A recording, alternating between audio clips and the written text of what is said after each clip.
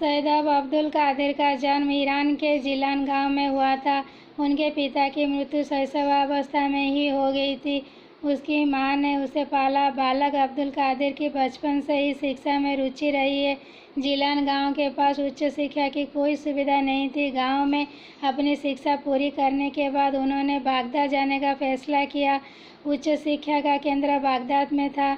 अब्दुल कादिर की मां नहीं चाहती थी कि उनका इकलौता बच्चा इतना दूर जाए, लेकिन लड़के की शिक्षा के प्रति रुचि को देखते उसने उसे जाने दिया। यह 900 साल पहले की बात है। तब कोई कार या ट्रेन नहीं थी।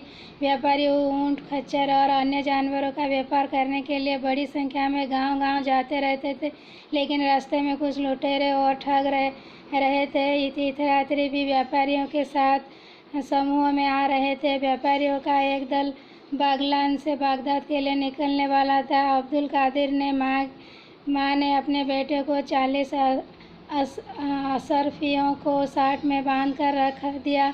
जब व्यापारियों का एक दल बागदाद के लिए निकला तो वह उनके साथ चलने लगा। माँ ने कहा, बेटा, तुम्हारे पिता ने इतना पैसा छोड़ दिया है। एक बात याद रखना, कितनी भी मुश्किल आ जाए, झूठ मत बोलना, भगवान पर विश्वास करो। माँ का अभिवादन करने के बाद पुत्र अब्दुल कादिर व्यापारियों के दल के साथ चलने लगा। रास्ते में लुटेरों ने व्यापारियों को घेर लिया और उनका सामान लूट लिया। लुटेरों की भरमार थी। शांत जंगल में हमला करने के कारण व्यापारी कुछ नहीं कर सके। अब्दुल कादिर के कपड़े फटे हुए थे, इसीलिए लुटेरे ने महसूस किया कि लड़के के पास कुछ नहीं है।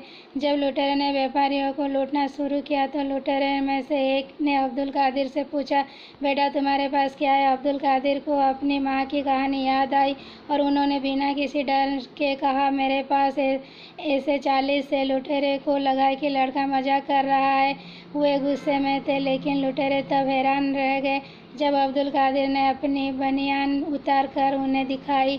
उनके मुखिया ने पूछा, बेटा, तुम्हें पता है कि हम अशरफी को तुमसे दूर करने जा रहे हैं, लेकिन आपने हमें इसके बारे में बताया। माँ ने मुझे झूठ बोलने के लिए नहीं कहा। मैं अशरफी को बचाने के लिए झूठ कैसे बोल सकता हूँ?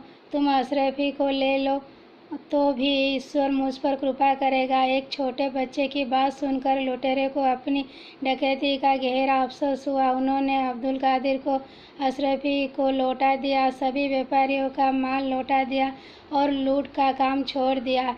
इस प्रकार एक लड़के ने सच्चाई का सामना किया और लुटेरे को पाप से बचाया। सीख, दोस्तों, सच्चाई का फल हमेशा मीठा होता है।